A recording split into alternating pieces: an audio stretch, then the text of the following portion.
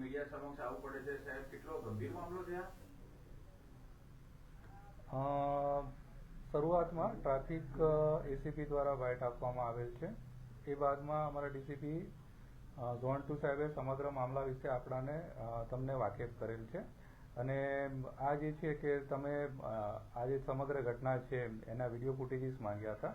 એ જે video footages એમાં body Warne કેમેરાના ફૂટેજીસ, તેમજ જે સીસીટીવી ઉપલબ્ધ હતા એના ફૂટેજીસ, તેમજ જે ટ્રાફિકની જે ઓફિસ છે એમાં જે ઘટના બનેલ એના વિડીયો છે એ તમને શેર કરવામાં આવેલ છે. અને આપ સૌની માંગણી હતી કે આ વિડીયો છે એના પર ક્લેરિફિકેશન થઈ જાય, તો એના માટે આ એક ત્રીજી વાર એક બાઇટ આપી રહ્યા છે. તો પોલીસ દ્વારા જે વિડીયો શેર કરવામાં આવ્યા છે એમાં ક્યાંય એ દેખાતું નથી કે યુવક દ્વારા પોલીસ સાથે કોઈ તકરાર કરવામાં આવી હોય, પોલીસ પર હુમલો કરવામાં આવ્યો હોય, ઝપાઝપી કરવામાં આવ્યો. તાનું સીસીટીવીમાં એવું દેખાય છે પોલીસ યુવક સાથે ઝપાઝપી કરીને જબરદસ્તીથી ધક્કો મારીને એને લઈ જાય છે. જે ફર્સ્ટ જે બોડી વોર્ન કેમેરો આવેલ છે એમાં જે પોલીસના માણસો છે એને ક્લિયરલી સમજાવી રહ્યા છે કે ભાઈ તારું જે છે એ જે બાઇક છે એ બાઇકમાં મોડિફાઈડ સાયલેન્સર છે, નંબર પ્લેટ નથી, તારી પાસે લાયસન્સ નથી. એમાં એ તમે આખો સમગ્ર વિડીયો જોશો તો આ જે યુવક છે એ સમગ્ર મેઇન પોલીસનું કામ એવું હોય છે કે એ જે કંઈક ફાઇન હોય ફાઇન ભરી દે, કાં તો પછી એ ડિટેન કરી લે પછી આગળ જવાતો. પણ એ હંમેશા રેઝિસ્ટ જ કર્યો હોય છોકરો. એવું એ first body worn camera. Second body worn કેમેરામાં એવું દેખાઈ રહ્યું છે કે આ જે છોકરો છે તકરાર કરી રહ્યો છે, તો એને જે ગાડીમાં બેસવા તૈયાર ને તો ગાડીમાં બેસાડવા માટે એને જે ધક્કો મારીને ત્યાં લઈ જવામાં આવેલો છે, એમાં એ ઝપાઝપી થયેલી છે. સેકન્ડ બોડી વોર્ન કેમેરાનો ફૂટેજ મળી શકશે મીડિયાને? કેમ કે એમાં અધૂરો વિડીયો છે. પણ બોડી વોર્ન જે કેમેરો છે એમાં જે આખું જે બનેલી છે સમગ્ર ઘટના છે એ સમગ્ર ઘટનામાં કેદ થયેલી છે. જે સીસીટીવી જાહેર કરવામાં આવ્યા છે આપના તરફથી એમાં સ્પષ્ટપણે એવું દેખાય છે કે પોલીસ એની સાથે બળજબરી કરે છે, બળ પ્રયોગ કરે છે અને જબરદસ્તી ધક્કો મારીને ગાડીમાં બેસાડે છે, બાદમાં એને માર મારવામાં આવે છે. જે વિડીયો સીસીટીવી નો આવેલો છે એમાં એવું આવે છે કે આ જે ભાઈ છે કે કૌશલસિંહ જાટ છે, એ કૌશલસિંહ જાટ જે આરોપી છે એને લઈ જવામાં, પરંતુ એ રેઝિસ્ટ કર્યો, સીધો બેસતો નથી, તો એને ખાલી ધક્કો મારીને એને ગાડી સુધી લઈ જવામાં આવે છે, ગાડીમાં બેસાડવામાં આવે છે. ક્યાંય પણ એવું નથી આવતું કે એને કોઈ પણ પ્રકારનો માર મારવામાં આવે. જ્યારે પણ ધારો કે આ જે સામેનો આરોપી છે, આરોપી બેસી જ નથી રહ્યો, તો આરોપીને કઈ રીતે એમને બેસાડવું, આરોપી જે છે આરોપીને કઈ રીતે ગાડી સુધી લઈ જવું, એને કમસે કમ એને ફોર્સ એટલો ફોર્સ તો એને વાપરવો પડે કે એને ત્યાં સુધી ગાડી સુધી લઈ જવામાં આવે. તો સર એ આરોપી હતો તો એ ટ્રાફિક પોલીસની વેનમાં એને કેમ લઈ જવામાં આવ્યો? રાવપુરા પોલીસે કેમ પોલીસ મથકે કેમ ન લઈ જવામાં? શરૂઆતમાં જ્યારે આ જે મામલો હતો એ ટ્રાફિકનો હતો, એ ચલાણ ભરતો નતો, પણ ચલાણ ભરવા પૂરતું જ હતું. તો એ ચલાણ ભરી દે તો જે ટ્રાફિક સાહેબ છે એ ઓફિસમાં હતા, તો ત્યાં જઈને એને સમજાવટ કરે કે ભાઈ તારું જે કંઈક છે એ ચલાણ છે ભરી દે અને મામલો પૂરો થાય. એ ત્યાં સુધીની જ વાત હતી. ત્યાં સુધી કોઈ ગુનાહિત કૃત્ય થયેલું બી નથી અને ત્યાં સુધી કંઈક ધ્યાનમાં બી નથી આવેલું કે એને રાવપુરા પોલીસ સ્ટેશને લાવવામાં આવે. સામાન્ય રીતે એવું હોય ને કે જે પોલીસ સ્ટેશન વિસ્તારમાં તકરાર થઈ હોય એ ટ્રાફિક પોલીસ સાથે કોઈ નહીં, તો જે પોલીસ સ્ટેશનમાં લાવવામાં આવે, ટ્રાફિક પોલીસ કેમ લઈ જાય? જે તે વખતે જે બનાવ બનેલો છે ટ્રાફિકના ચલાણ ભરવામાં લઈને બનેલો છે, કે એ ચલાણ ભરતો નથી અથવા તો બાઇક છે ડિટેન આપતો નથી, તે પૂરતું જ છે. એટલે એને શરૂઆતમાં ટ્રાફિક ચોકી લઈ જાય. ટ્રાફિક શાખાની જે કચેરી છે ત્યાં આ બનાવ બન્યો હોય એને માર મારવામાં એવું કેવું છે? નહીં, માર મારવાનું જે છે એ મેડિકલ રિપોર્ટ છે કોઈ પણ જગ્યાએ સમર્થન આપી રહ્યા નથી. એ ફક્ત આક્ષેપો જ છે. મેડિકલ રિપોર્ટ જે છે ડોક્ટરના એક્સપર્ટ છે, મેડિકો લીગલ આખી ટીમ લાગેલી છે, એના એક્સરે કરવામાં આવેલા છે, સર્જરી કરવામાં આવેલા છે, સીટી સ્કેન કરવામાં આવેલા છે. ત્યારબાદ અમને જે રિપોર્ટ આપ્યા છે એને આધારે આમાં કોઈ પણ પ્રકારનું એને માર મારેલો એવું જોવા એ કદાચ જે ઝપાઝપી છે એ ઝપાઝપીને કારણે એને ઈજાઓ થયેલી હોય એવું થઈ શકે છે. ઝપાઝપી છે ને, ઝપાઝપી છે એટલે સામાન્ય જે એ એમ કહી રહ્યો છે કે મને લાકડી મારી છે, લાકડીથી માર મારેલો છે, તો એ આક્ષેપો ખોટા છે. હું ઝપાઝપી છે, ઝપાઝપી તો આપણે લીધેલી જ છે. પહેલો હુમલો કોણે કર્યો છે? પોલીસ પર કર્યો છે કે પોલીસે હુમલો કર્યો છે? હવે એ એક તપાસનો વિષય છે કે આગળ એને હુમલો કર્યો છે કે પોલીસે હુમલો કરેલો છે, આગળ એક તપાસનો વિષય છે. આપ કહી રહ્યા છો કે જે તકરાર છે થઈ જ નથી, બરાબર? એ સીસીટીવીમાં સ્પષ્ટ દેખાઈ રહ્યું છે કે એ પોલીસ પર કશું કઈ હુમલો કરતો નથી, કઈ જબરજસ્તી થઈ નથી, બરાબર? બોડી વોર્ન કેમેરામાં દેખાય છે. એ ચલાન ભરવાની જે જિમ્મેદારી હતી પોલીસની હતી, સપોઝ ત્યાં ચલાન ભરી દીધું હોત તો આ બધી ઘટના ના બની હોત તો ટ્રાફિક પોલીસ વાળા એને બળજબરી ત્યાં બેસાડે છે એ પોલીસની ગાડીમાં અને પછી તે લઈ જઈ રહ્યા છે.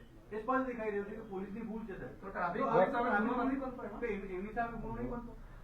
હવે તમે જે જોઈ રહ્યા છો બોડી વન કેમેરાનો જે આગળનો ભાગ આવેલો છે લગભગ 2 મિનિટનો છે. એમાં એ જ સમજાવે છે કે ભાઈ તારું એ છે એ 2 મિનિટ સુધી રકઝક જ કરે છે. તમે બી જોઈ રહ્યા છો એમાં તમે સ્પષ્ટ એમાં દેખાઈ રહ્યું છે કે બોડી વન કેમેરામાં જે કહી રહ્યો છે. બાકી જે ધારો કે લો અબાઇડિંગ સિટીઝન હોય તો એ કે ભાઈ મોડિફાઈડ સાયલેન્સર જ છે, નેમ પ્લેટ નથી, નંબર પ્લેટ નથી તો છે, લાયસન્સ નથી તો લો અબાઇડિંગ સિટીઝન હોય તો સીધું એનું જે ફાઇન થતું એ ફાઇન ભરીને પૂરું કર્યું હોત.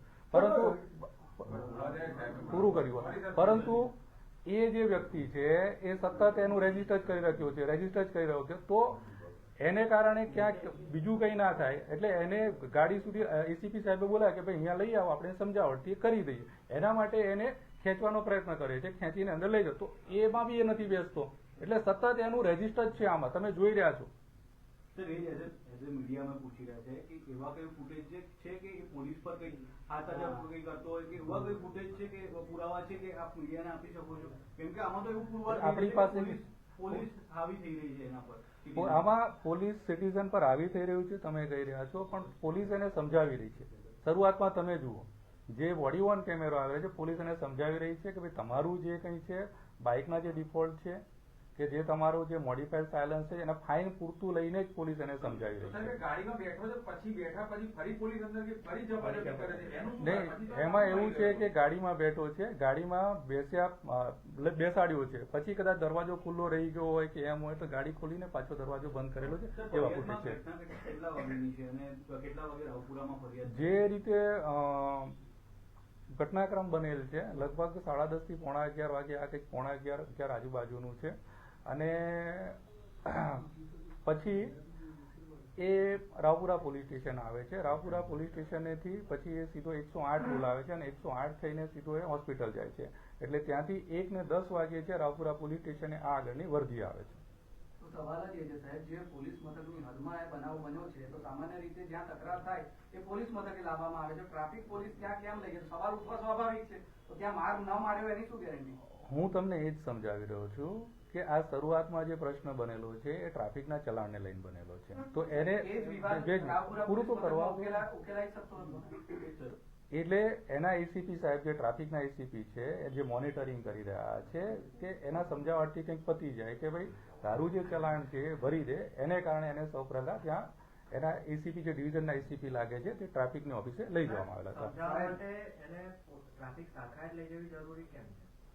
હવે જે ટ્રાફિકના એસીપી છે એ ત્યાં ટ્રાફિક ઓફિસે બેસે છે એટલા માટે ત્યાં લઈ ગયા.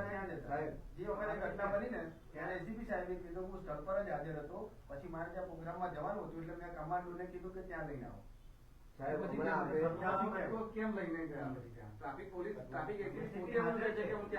ત્યાં સ્થળ ઉપર છે વધારે પડતી પબ્લિક હોય, પબ્લિક હેરાન થતી હોય, પબ્લિકને અડચણ થતી હોય અને આ મામલો ગરમાતો હોય તો એના માટે એને ત્યાં લઈ ગયા, ત્યાંથી સમજાવટથી સાહેબ આપણે હમણાં એવું કીધું કે રાવપુરાથી 108માં આ વ્યક્તિ સયાજી હોસ્પિટલ પહોંચ્યો, પરંતુ એસીપી ટ્રાફિક સાહેબે એવું જણાવ્યું છે કે સયાજીગંજથી એસીપી સાહેબ એટલે કે ત્યાંની જે પોલીસની બેન છે એમાં એને એટલે આ બંને જે તમારા નહીં સયાજીગંજથી ક્યાં લઈ જવામાં એસીપી સાહેબે આવું નિવેદન કર્યું છે કે અમારી ત્યાં અમારી ગાડીમાં અમે એને સયાજી હોસ્પિટલ લઈ ગયા. ના એવું નથી મને, એવું એમનું નિવેદન છે 108માં કહે છે. સ્ટાર્ટિંગમાં મારવામાં આવ્યો ત્યારેની ટ્રીટમેન્ટ કેમ ના કરી? 2 કલાક ગોળ ગોળ કેમ ફેરવવામાં આવ્યો એને? અમે વાગ્યું છે એના ભાઈએ ગાડી બોલે 108, એના ભાઈ કહે છે કે મેં 108 બોલાવી છે. તો 2 કલાકથી જે મારા ભાઈને વાગ્યા પછી આ પોલીસે અલગ અલગ પોલીસ સ્ટેશનમાં લઈ ગયા એના કરતા મારા ભાઈને ટ્રીટમેન્ટ કરાય. જો અત્યારે કશું થઈ ગયું તો પછી કોણ જવાબદાર હતા આના માટે? હવે આને સૌપ્રથમ ત્યાં લઈ ગયા હતા ચોકી પર અને ચોકી પરથી રાવપુરા પોલીસ સ્ટેશન આવેલા હતા. રાવપુરા પોલીસ સ્ટેશનથી 108 બોલાવેલ હતી અને 108 થી એને સીધા એસએસજીમાં લઈ ગયેલા હતા. પોલીસે આની ફરિયાદ દીધી છે જે વ્યક્તિ એના જે આક્ષેપો છે એ આક્ષેપો એવા છે કે ઝપાઝપી પ્લસ મને લાકડી મારવામાં આવેલ છે. તો લાકડી મારવામાં આવેલ છે કોઈ પણ જગ્યાએ સીસીટીવીમાં અમને શરૂઆતમાં પણ દેખાઈ આવેલ નથી અને કોઈ પણ જગ્યાએ તપાસમાં લાકડી મારેલ છે એવું અમને મેડિકલ રિપોર્ટમાં બી નથી આવતું. શરૂઆતમાં એની અરજી લઈને અમે એનું આગળની કાર્યવાહી એ તપાસનો વિષય છે, આગળ એને માર્યો છે એટલે એની કે ફરિયાદ નહીં નોંધાશે એવું તમે કહેવા એની અરજી લીધેલી છે. અરજીને આધારે અરજીને આધારે જે કંઈ પણ બનાવ બનેલ છે એ બનાવના અનુસંધાને જે કંઈ પ્રકારની હશે એ આગળની ફરિયાદ નોંધવામાં આવશે. એમાં ભૂતકાળમાં એવો એક બનાવ બન્યો છે સયાજી પોલીસ સ્ટેશનમાં કે જ્યાં લોકઅપમાં એક વ્યક્તિને મારવામાં આવે અને તેની ડેથ થઈ ગઈ ત્યાં એ જગ્યાએ. કેમકે એ માટે જ અમે સવાલ કરી રહ્યા છે કે એવા કઈ પુરાવા મળી શકશે મીડિયાને કે અને તપાસ થશે પોલીસ પર. હવે જે એણે અરજી આપી છે કે અરજીના જે તથ્યો છે એ તથ્યોને ચકાસવામાં આવશે અને એને આધારે જે કંઈ પણ ગુનો બનતો હશે એ રજીસ્ટર કરવામાં આવશે અને આગળની કાર્યવાહી કરવામાં આવશે. અરજીના કેટલા કલાક પછી ફરિયાદ નોંધાઈ શકે? કેટલા કલાક સુધી પોલીસ જાંચ કરતા? તપાસ ચાલુ જ છે. અરજી એને આપી દીધી છે અને એ અરજીને આધારે છે એની આગળની કાર્યવાહી ચાલુ થઈ ગઈ છે. સર, ડિટેન કરવાની કાર્યવાહી તમે કીધી, પણ બોડી ઓન કેમેરામાં સ્પષ્ટપણે એક કોન્સ્ટેબલ એની બાઇક લઈને આગળ જઈ રહ્યો છે, એને બાઇક છોડી દીધી છે અને એ બાઇક લઈને આગળ જઈ રહ્યો છે. એટલે ડિટેન કરવાના એને કેમ અરેસ્ટ કરવું પડ્યું, એને કેમ ડિટેન કરવું પડ્યું, એ વ્યક્તિને કેમ? નહીં, એની બાઇક ડિટેન કરેલી જ નથી.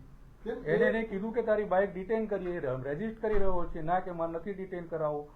એને એમ કીધું કે તું તારી બાઇક પર બેસી જા, પાછળ અમારો પોલીસ વાળો બેસી જાય છે. તો એ કહે છે કે ના, કે હું મારા ગાડીમાં બીજા કેને બેસવા દઉં. ટ્રાફિક એસીપી સાહેબનું એવું કહેવું છે કે મારો કમાન્ડો એની ગાડીને પાછળ બેસેલો હતો અને એને લઈને આવતો હતો અને રસ્તા વચ્ચે એને ગાડી રોકી ત્યારની ઘટના છે. નહીં, એ નથી. સાહેબ, મારો છેલ્લો એક સવાલ છે. જ્યારે આ પ્રકારની કોઈ પણ બનાવ બની રહ્યો છે સ્થળ પર, પોલીસ, ટ્રાફિક પોલીસ હોય કે આપણી મ્યુનિસિપલ પોલીસ હોય, એમની પહેલી કાર્યવાહી શું થવી જોઈએ? ખાસ જ્યારે આ પ્રકારનો બનાવ જ્યારે સ્થળ પર બને, ઝપાઝપી થઈ કે ગમે તે થયું, પોલીસે હાથ ઉપાડ્યો કે નથી ઉપાડ્યો સવાલ અલગ છે, પરંતુ હાલમાં જ્યારે આ તપાસ જ્યારે આ થઈ રહી છે ત્યારે પહેલા ટ્રાફિક પોલીસની કે જવાની જવાબદારી શું થાય છે? પહેલા ટ્રાફિક પોલીસની સૌથી જવાબદારી છે માણસોને રોકે છે, એની પાસે ચલાણ છે, ચલાણ ભરી શકે તો બરોબર છે, નહીં તો પછી કાયદેસરની કાર્યવાહી કરે છે.